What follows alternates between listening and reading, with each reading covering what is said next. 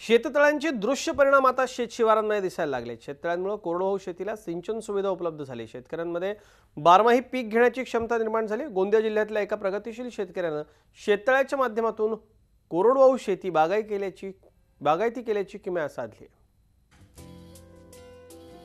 शेतात वाहणारं संथ पाणी आणि वाऱ्यावर डोलणारं हिरवगार पीक हे दृश्य कुणाच्याही मनाला मोहून टाकणारं असून हिरव्यागार शेताची ही किमया घडून आली आहे शेततळ्याच्या माध्यमातून।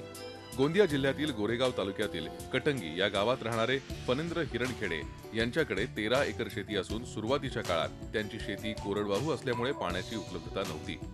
त्यामुळे त्यांनी आपल्या शेतातच शेततळ बांधण्याचा निर्धार केला आणि आपल्या शेतात 100 बाय 100 फुटाच्या अंतरावर 30 फूट खोल शेततळ बांधलं। पाहता पाहता पावसाळ्यात वाहून जाणारं पाणी शेततळ्यात मोठ्या प्रमाणात एकत्रित होऊ लागलं आणि त्याचा परिणाम म्हणजे आता त्यांच्या शेतीला पुरेल एवढा पाणीसाठा त्यांच्याकडे असून याच शेततळ्याच्या माध्यमातून त्यांनी शेतीला जोडधंदा म्हणून मत्स्य व्यवसाय देखील सुरू केलाय।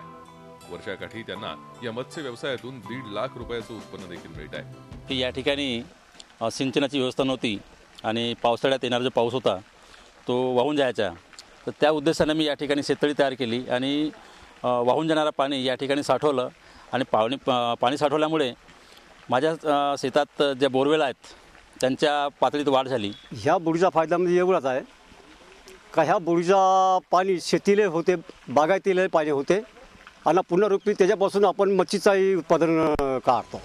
एकूणच आज शेततळ्याचं महत्त्व ग्रामीण भागातील शेतकऱ्यांना कळलं असून त्याचा फायदा देखील शेतकऱ्यांना होतोय। त्यामुळे कोरडवाहू शेतकऱ्यांनी पावसाच्या पाण्यावर अवलंबून न राहता आपल्या शेतात एकतरी शेततळ बनवावं, जेणेकरून भूगर्भात पाण्याच्या पातळीत वाढ होऊन सिंचन क्षमता वाढेल। माधव चंदनकर, झी मीडिया, गोंदिया। झी 24 तास रहा एक पाऊल पुढे।